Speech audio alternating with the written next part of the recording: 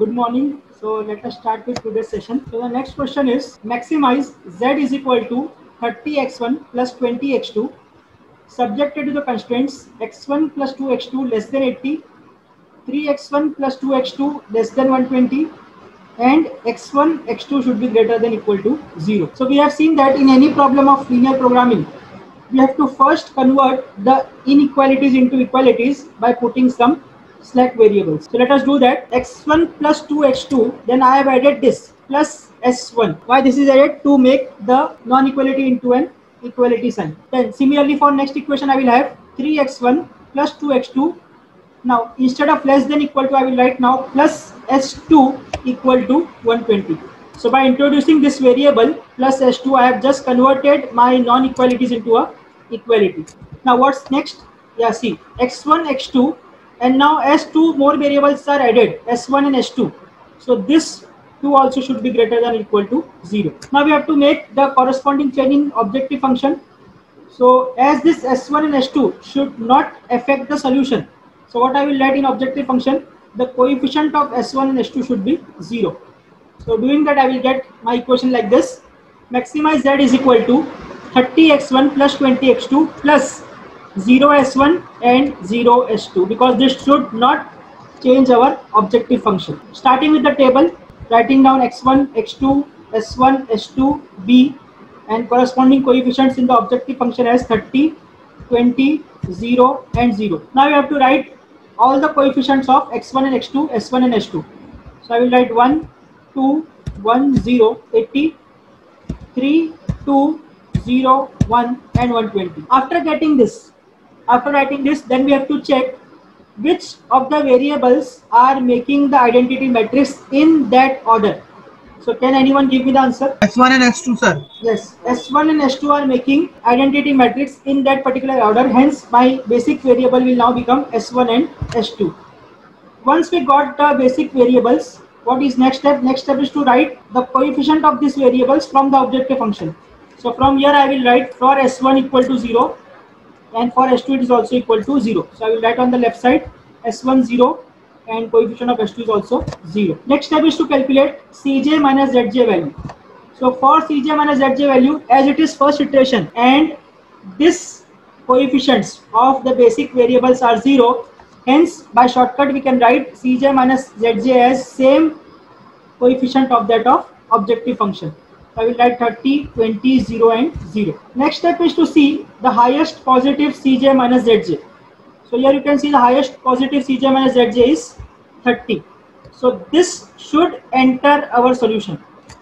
But we have the space for only two variables. So if this is the entering variable, some variable should leave the solution. And to find out the variable leaving the solution, what we have to do? We have to find out the ratio. We divide B with this particular column values. So I will write 80 divided by 1, 80 and 120 divided by 3 is 40. From this we select the minimum ratio. So minimum ratio is 40. So this will become my outgoing variable. Now our conclusion is x1 will enter the solution and s2 will leave the solution. So let us proceed further with that. So second iteration, again I have written the same values x1, x2, s1, s2, b, 30, 20, 0, 0. Now next step. For second iteration we know that x1 is entering and s2 is leaving. So in place of s2, in place of this s2 I will write now x1 because this s2 is leaving the variable and x1 is entering the solution. So I will write s1 and x1. Now after this we know that S1 and X1 as their basic variable, they should make a unity matrix or identity matrix in that order. So I will write directly 1 0 and 0 1 in the particular variable column. Then next step we have to identify the key element. For key element it is the junction of leaving variable and entering variable. So this 3 will become my key variable.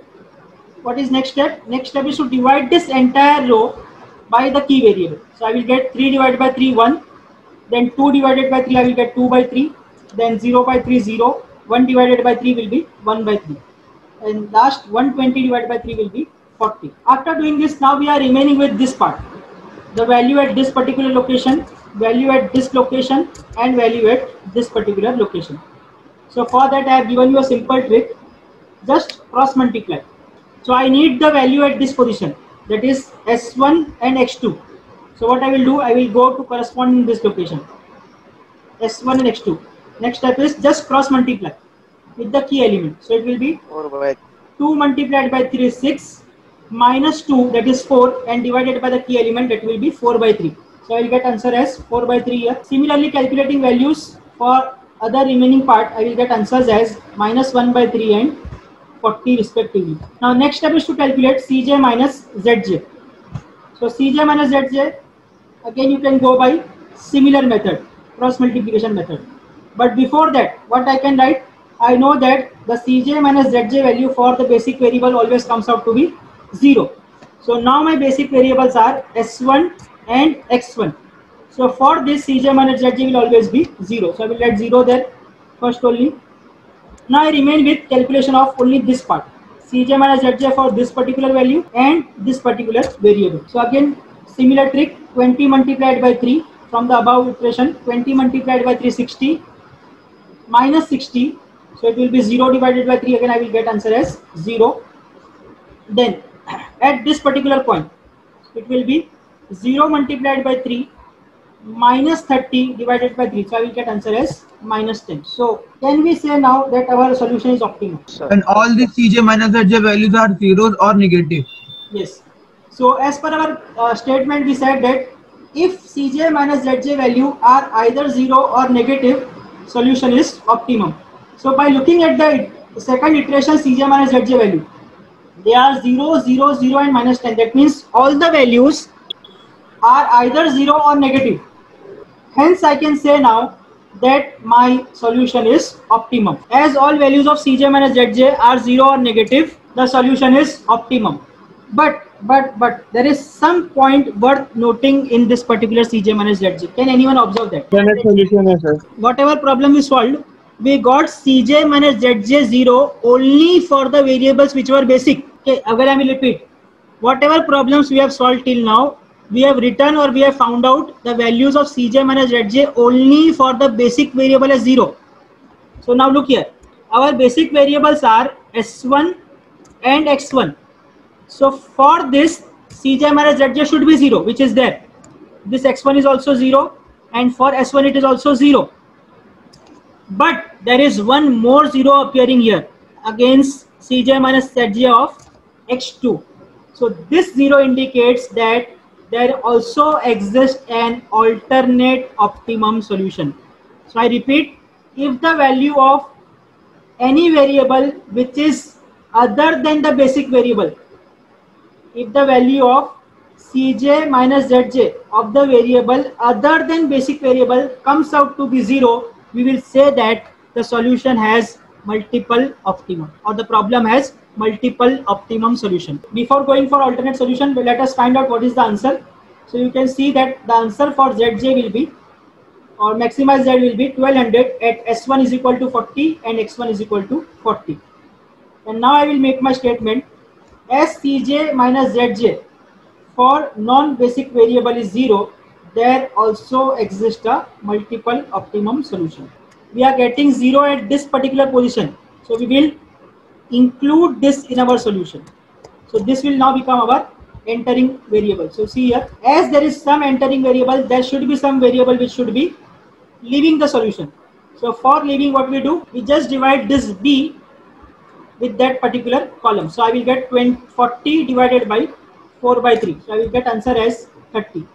And similarly for this ratio, I will get 40 divided by 2 by 3. I will get answer as 60. So out of this 2, the minimum is 30. That means S1 will leave the solution. So what is my next step? S1 is leaving the solution and X2 is entering the solution. So I will make another table. So now in place of S1, in this iteration, in place of S1, what I will replace? Replace it by X2. So I will replace S1 by X2. Now next step, write the corresponding coefficients from the objective function. So for X2 it is 20, for X1 it is 30. Next step, we know that the ones which are in basic forms a identity matrix in the table in that particular order. So order is X2 and X1, so I will write 1 0 and 0 1 in this particular order. Next step is find out the key element. So you can see here, this is my key element, this 4 by 3. So what we need to do? We need to divide this entire row by 4 by 3. So 0 divided by 4 by 3, 0, which is already written. 4 by 3 divided by 4 by 3, 1, already written. Next, 1 divided by 4 by 3 will give me 3 by 4. And similarly, I calculate for S2 and B as minus 1 by 4 and 30 respectively. Next step is to find out the values at this particular position, this position, and this position. So you can go by shortcut, and by applying that technique, I will get answers as minus 1 by 2, 1 by 2, and 20. Next step is to find out Cj minus Zj. So Cj minus Zj, again we have the shortcut that Cj minus Zj value for the basic variables will be 0.